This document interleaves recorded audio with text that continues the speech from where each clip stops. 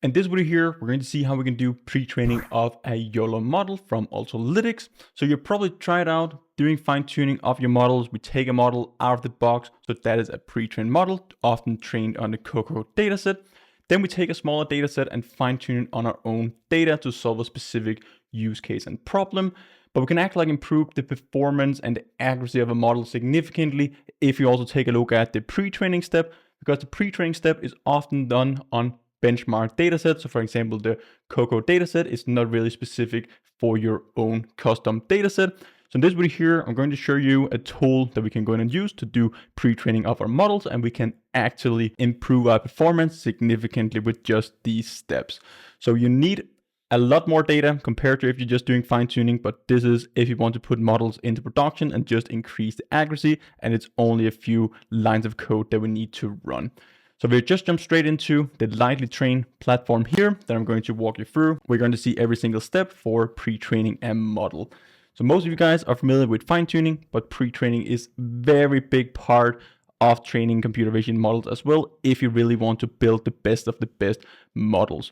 And when we do pre-training of our models with LightlyTrain, we don't even need labels for our data. We just take a huge data set, could be our own data set as well. We don't need to provide labels, and they can go in and learn the features on our own data set. So if we have a pre-trained model on our own data set, we can then take a subset of our data set, take any other data set which is similar, and then have our labels, which we can fine-tune our models on. This can increase your performance significantly compared to just using the Autolytics YOLO models out of the box, or all the other models that you're often using just for fine-tuning and running inference. If you go inside the LightlyTrain platform, first of all, here we can see one of the benefits of self-supervision pre-training over just normal pre-training.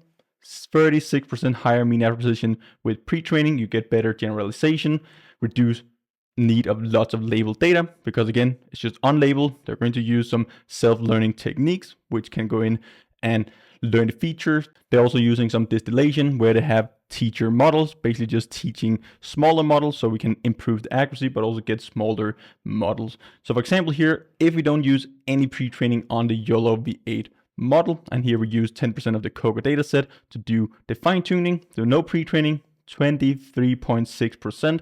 If we have ImageNet supervision, so this is basically the pre-trained model that you get out of the box with Autolytics, we get 29% mean error precision. But if we do it with LightlyTrain and they use Dino V2, that's basically just a pre-training model, we get a significant improvement in our mean error precision. And then we can go and fine-tune it, get significantly better results. And if we scroll a bit further down, we can see here that 10% of the data yields already more than 80% of the total dataset accuracy. So we can see we have the LightlyTrain Dino, and we also have no pre-training, and this is the fine-tuning train set percentage. So we can see the more data that we're fine-tuning it on, the better performance we're getting. But even if we use the full training set for fine-tuning, we don't really achieve the same performance as LightlyTrain. And if you only fine-tune it on a very small subset of our data, if we don't use any pre-training, if we're not learning the raw features of our dataset, our performance on accuracy is very low compared to if we are doing it. So in the ideal world, have a large data set, tens of thousands of images. You can probably get away with 10,000 images to do the pre-training. Unlabeled data, it will learn all the features from your data set, and then you take a subset of that and fine-tune it for your specific use case, and you will get significantly higher accuracy. So another graph that we can take a look at is just this pre-training on the YOLO V8 small model on the Coco dataset. If you're using no pre-training, ImageNet supervision, which is basically just the models that we get directly out of the box from Autolytics, or exactly like the Coco dataset, but ImageNet is also a very popular framework. But if we take a look at the graph here, we can see that without any pre-training, we have the light blue, then we have the dark blue here, which is kind of like the expected performance that you can expect from the Autolytics pre-trained models out of the box if you're not doing any pre-training yourself. If you're using LightlyTrain here, pretty much doesn't matter how many images of the Coco dataset that you're using, you get significantly better performance compared to the other ones. You can see sometimes we even get like 3-4% on the mean error precision of 0.50 to 0.95. So this is actually like the hardcore one of them. So it makes a huge difference. At least if you're not training for too many images. If you do a full training run, it's only a few percentages. but it's still going to have a significant impact when you run these models in production. You have critical use cases and you just want to have the best performance. This can mean a huge difference in industrial settings, counting system, tracking systems, pretty much any computer vision system out there. It's only going to benefit from having better models. Another graph here is basically just faster RCNN, RT, DTR. So these are some open source models that you can use as well. No pre-training, no good performance at all. Image net supervision, LightlyTrain. So we get around 1.2% better performance here. Here we get 3.6% better. So it really depends on the model as well, but we get an increase. So if you're really serious about it, there's no excuse by not going in and pre-training these models, even if it's just on the exact same data set, because they use this distillation method and they have some supervised, self-supervised learning methods, which is just significantly better than just training it straight on your benchmark data set that optimizes the model and basically just increases the performance by having larger models teaching these smaller, faster, convolutional based neural network, but also this RT, which is a transformer based model. So these are just significantly smaller models compared to the Dino V2, which is a distillation model that teaches these smaller ones. So this is a must if you have tons of data and really want to create the best models out there. It integrates smoothly together with Ultralytics, all of the different training frameworks and so on, where you can do the fine tuning after you have done the pre-training. They also have the GitHub repo here. You can go inside some of the features. We already went over that. Again, you're probably familiar with the whole setup, how it works. It's just a few lines of code that we need to run. These are all the models available, which we can see in here. They have a bunch of tutorials that you can go through, try to just spin it up and so on, but we're going to do a real example where we run through all the steps here.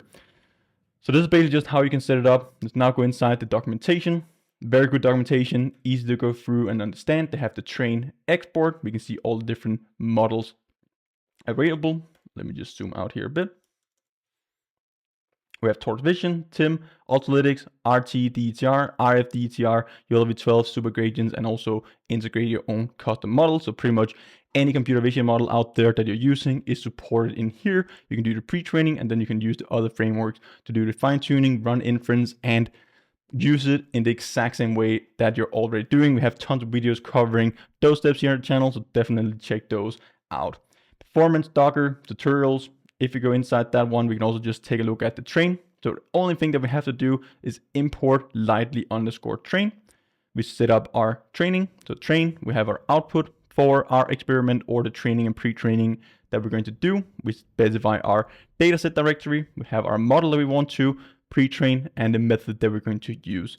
So distillation here, very good thing to look into, understand how that works, because you can get some really good things out of that. It is also what they're using for training a lot of large language models and just making the smaller models from foundation models. So you have larger models, basically just supervising smaller models to perform better, just as a teacher and student does in the real world.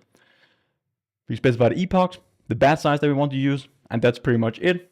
It will get up and running. They have Docker and everything if you just want to spin it up instant, train it, don't care about all the different dependencies, versions, and so on, but it's still very easy to work with. If you go inside the tutorials tab, we're going to spin up an example with object detection with Ultralytics YOLO. Basically just take one of the data sets that we can pre-train our model on, but you could also use a custom data set. So right now, let's spin up a Google Colab notebook, go through each step that you can do to set up this example. So we're going to open a new Colab notebook. I'll zoom in here a bit so you guys can see what's going on. So what you can do here is basically just have it side by side and we can go through the whole tutorial, spin it up and see how we can do the pre-training. So right now, let's just connect to our runtime, make sure that we're running with GPU. You can use the free GPU resources inside Google Colab. Right now, just because we want to train fast, I'm going to go with an A100. The first thing that we need to do is just pip install. Depending on the pre-training or the models that you want to use, you can pip install different dependencies as well. So right now, we're just going to go with Ultralytics. And this is just step by step, but you can support any of the other models if you want to use RFDTR, real-time detection transformer, and so on. You can basically just go in here, let's grab it, RTDTR, and this is the exact same steps that we're doing. There we go. You get the installation for RTDTR and also all the models that's available in here. The different methods, so it's distillation, dyno, sim, CLR. You can go more into details with that. But again, this distillation here with a larger foundation model that goes in and does this teaching is the recommended choice, but we're also getting very good results. You can also just use a dyno model as the foundation model to basically just guide your data set because we have unlabeled data.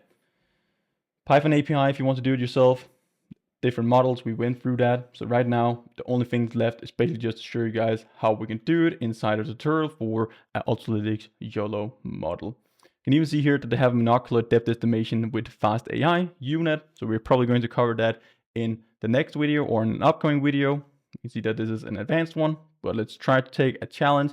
We'll do this in a future video, so definitely make sure to hit the subscribe button and also stay tuned because this is some pretty cool stuff. Let's grab it, pivot install it. We need an explanation mark in front of it when we're running commands in a Google Colab notebook. We're connecting to our runtime. Then Ultralytics, they have a bunch of different data sets available directly.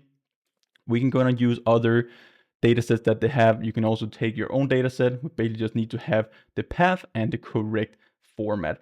So this is the format that we need. So VOC format, we're going to download it too. Supports different formats as well. But right now we have our test set, train set, and our validation set, both our images and also our labels, but we don't really care about the labels when we're doing our unsupervised fine-tuning or pre-training. So this is very important. You don't need labels for this. Just drop in all your images and you basically just have these models all the way from scratch. So when we're doing pre-training, instead of having fine-tuned weights already or pre-trained weights already, we train them from scratch. So all of them are all the weights in our neural network is just random initialized. So if you want to run fine tuning with a few hundred images and a few thousand images on that with your labels, you won't really get good performance. Then you'll get better performance with just taking the raw or the out of the box pre-trained models from Ultralytics. Then you'll get better performance by just using the pre-trained models from Ultralytics and fine tuning that on your data set. But if you have thousands of images, 10,000 plus images, do this step here first where you do the pre-training. So your model is already guided towards the data set that you have, and then you can do the fine tuning on top of it. This is essential if you want to create the best computer vision models out there, especially in production settings. So let's grab this block of code here after. So it's still downloading everything. See that it's setting up all the dependencies. You can also use Docker to have that inside the documentation if you prefer that. And you can bring your own cloud or whatever, you can just spin it up there. Right now, we're just using Google Colab Notebook. You guys are familiar with that. We have free GPU resources in here. After that, let's grab this. There we go. And we should be able to see the dataset structure after. We will inspect a few images from the dataset. Again, we're not going to use the labels. That's very important to mention. We can do the pre-training and also the fine-tuning. So after we've done the pre-training, we can go and use Ultralytics to do the fine-tuning because we're just going to get the .pt weights, so the PyTorch weights. We can fine-tune with Ultralytics, export it using our own applications and projects. And as we saw inside the documentation and website, we basically just get maybe a few extra percentages, but that's a huge difference at the end when we take these models into production. Let's try and run the next block of code here. So from Ultralytics data utils, we just check the data set. So we can see that we didn't find this already. So what it's going to do the first time, it's going to download automatically from Ultralytics. While it's doing that, let's just go in and open up Ultralytics documentation. We can go inside their documentation here. Have the docs. We have a bunch of different data sets here. So we have the Coco dataset, Coco 8, Coco 128. We have the VOC, so this is the Pascal Vision Object Classes. This is still like a benchmark large-scale dataset, which is often used for pre-training. So this is not a specific one. We're going to cover that in a future video, where we can probably just go to RoboFlow, find 10,000s of images for a specific use case. Grab that. We don't care about the labels again. Just grab the dataset, pre-train it, fine-tune it, and then we can do a comparison with this video here where we fine-tune it on the VOC instead of the Coco dataset. But you can also grab RF100, Brain Tumor, all these datasets are available with Ultralytics, and you can grab it in the exact same way as here. Then we import settings from Ultralytics, basically just for our dataset directory. Now we can open it up here to the left. We have our data sets, VOC, images, and labels. So if we go back here again to Lightly, scroll up, we can see we have our images, labels. That's what we can see here. Labels, text, train, and validation, the exact same format. And we also have our images. There we go. Just grab, probably not expanded the training, but we can probably do our test set. Probably take some time. We have a lot of images. Let's open up one of the examples. So here we have a train driving on train tracks. Again, this is just a data set covering all different types of images. Inside the Alternative documentation, we can see more details about it. Dataset structure, the different classes, what we have. So we have airplane, bicycle, bird, boat, and so on. So we have like 20 classes in total with all different types of objects. So you might get better results if you want to detect any of these classes here in your dataset compared to the Coco dataset. If you have custom classes, train on that. Let's go back. We have the correct dataset format. Let's close this so we can better see what's going on. Let's inspect a few images. Again, I'm just copy pasting these code snippets. That's everything that we have to do. We don't even have to expect it. We could just call the single command down here. So we just need to call this Python function LightlyAI.train, and it's going to do everything for us. So we'll see if we're able to run this block of code here. We have some unmatched stuff in here. Let's see, we have dataset, we have VOC. So this is an F string. See, we're getting a problem here. So here you can see we have to use these because we have an F string. So it's getting confused from here. So now we should just change these and we should be good to go. There we go.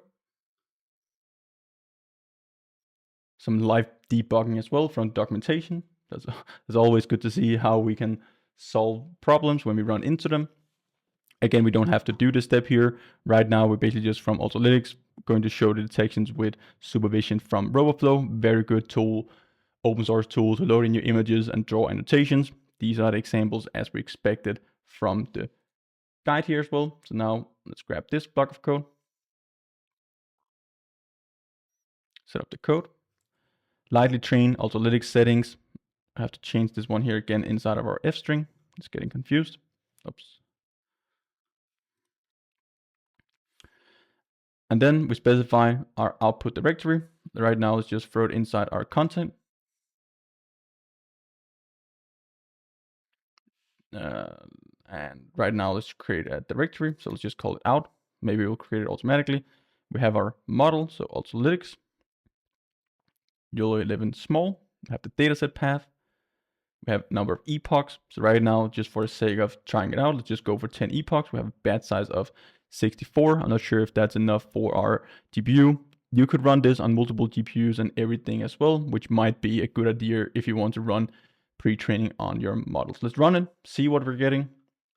And then after that, we can do fine tuning with YOLO. So you can take any data set, you can take anything. We basically just want to grab our, doesn't have a secret Hugging Face token. We don't need that for now.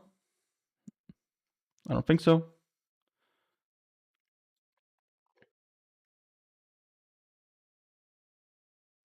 If we need a Hugging Face token, you can go over here to the left and then you can specify all the different kind of like API keys that you want to have access to in your notebook. So you don't have to go find it every single time. You can just connect them in here and they will be in the environmental variable. So this is how you can get a secret key from Python in here. But I've also basically just checked it. If you have connected it access to your notebook, it will check for it automatically. We can see it is actually like running now. So we can see all the trainable parameters. We can see our teacher model. So we have a Dino V2 model doing the teaching, and we have an embedding model, flattened student projection head, and then we also have our distillation loss. This is very cool. It looks like it's training. So one epoch, you can see the training loss that's going down. Data weight, you see how long it pretty much takes for each epoch. There's a lot of them images and data that it needs to run through. Let's take a look at the RAM. So we're only at 5 gigabytes here in RAM, so we could probably have bumped it up significantly more, or close to 4, and we have 40 gigabytes on an A100. 2 epochs, we're just waiting for 10 epochs here. Have a ton of different pre-trained models available as well that you can go just grab, and then you can fine tune on top of that if you don't want to use your own. But it's a good way to explore different models because Just running with the Cocoa pre-trained weights doesn't necessarily mean that that's going to be the best model and pre-trained model in your case. We need to do model evaluations, test it out different ways. But the cool thing here is just a single command that we're running. This notebook here will be down in the description as well, but we can see we have it side by side. You can just do it on your own as well. It's very good learning. You can test out the other ones as well, just as easy. We can see the classification. We're going to run the monocular depth estimation in the future as well. So fast AI, we just need to download the mega depth v1. Let's see what we have to do here. Need to load in some images. Have some ground truth depth values here as well. We can go in and do some pre-training. So here we have a bunch more steps. Let's save that for another video where we go fully into details how we can pre-train a depth model. That's very cool. I have a ton of videos covering the depth models, how we can run inference with that on my channel, but doing pre-training is going to be pretty cool as well. So stay tuned for those videos. As mentioned, run it with multiple GPUs and so on if you want to run more epoch iterations or you have a larger scale data set too. 6 epochs, we're almost there at 10 epochs. We have been going through the whole documentation. You can see how well structured it is as well. And you just use this for your pre-training and then you fine tune it with any of the other frameworks that you're used to. Take a look at the Docker one. So just pull the Docker image from Hug. We can run the Docker, so we have the container up and running.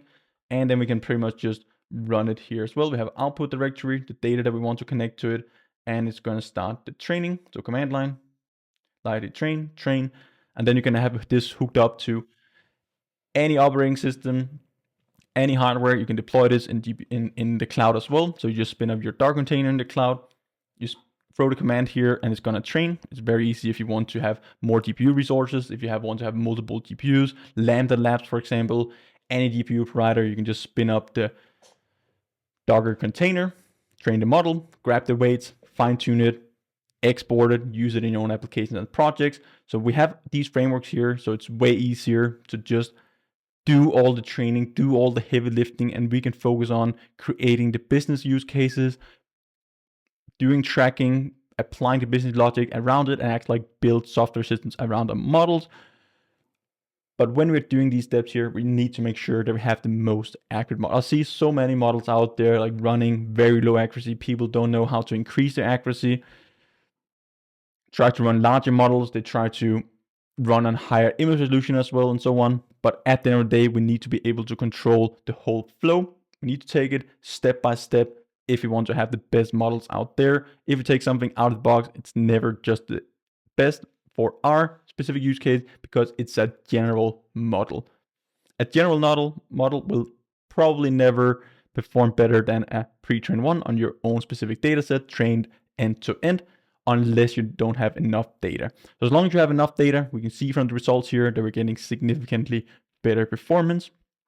So now we should see training is stopped, trainer fit, max epoch, how to use the exporter model. They even just give a small snippet here. So it might do that for all the other models as well once it's done training. So now you can just run this and it's going to do the fine tuning. So that's exactly what's going on down here. Let's see if we got the output directory. There we go. Have our checkpoints, exporter models. We have some metrics in JSON format if you want to basically just log it. If you can see the training loss, you can see some batch time, steps that is taking epochs. So all of these things here, you can visualize it, make graphs and so on.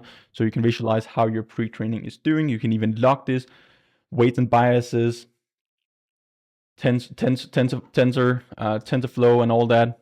Basically all the logging tools that we're used to when we're training models. We have the log, exporter models. Let's take a look at that one. So exporter underscore last and the checkpoints. So we have checkpoints for epoch 9 and also our latest checkpoint. So if you want to revert back in your pre-training as well, maybe your notebook crashed or whatever, make sure that you're logging these, or if you use a cloud, something is going on, you always have the checkpoint. You can just load it in from a previous checkpoint and continue from there. So now let's go in and grab it. You can download this weight file and then you can use it in Analytics as we're doing in all the other videos out there. And we can also go in and copy the path. There we go. Swap it out. That's pretty much it.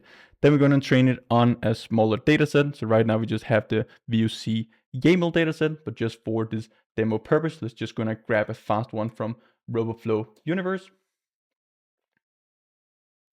We have the universe, so we're just showing end-to-end solution. Let's go in and explore it.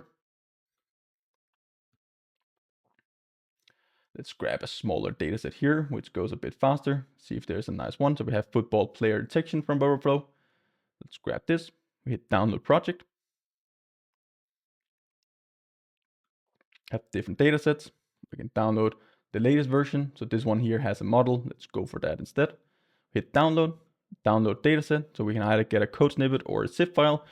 You can also train directly in here or basically just fork the project. So right now, the Coco format, we don't want that. We want Ultralytics YOLO V8. Let's just go for that one. Show downloadable code. And we're going to go for a code snippet. We just need to drop this in. Just do it a bit further up here. So don't see my API key after.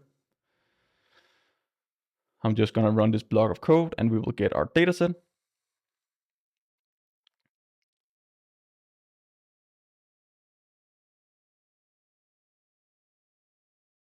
So now we should have a dataset from RoboFlow that we can go in and fine tune. So instead of fine tuning on the VUC dataset, we can fine tune it with RoboFlow instead. So we have our data.yaml file. It's the only one that we need to grab. So we copy that one. Then we can go down and swap this out. Then we can go down and swap this out. Oops, I need these guys. And right now, let's just go for 10 epochs. Or it might even run faster. So let's just go for the 100. This fine-tuned model here, or the pre-trained model, is not going to be the best, but we can grab one of the examples that they have, and then we can do comparisons of if you only do little pre-training and then do fine-tuning on top of it, how is it performing compared to if we're just doing full pre-training and then fine-tuning on top of that.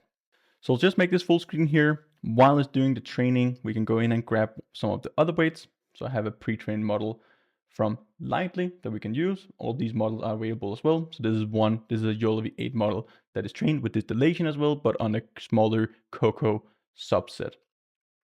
Let's see how long this is taking. So we're already at 25 epochs and it's gonna download this model or upload it. So we have distilled pretrain. Let's just, so maybe not rename it, but we can just go in and copy the path. Before we copy the path, let's grab this one. Gonna create a new code snippet. We grab the weights. This is how easy it is. It's just a few clicks. Use these frameworks here together.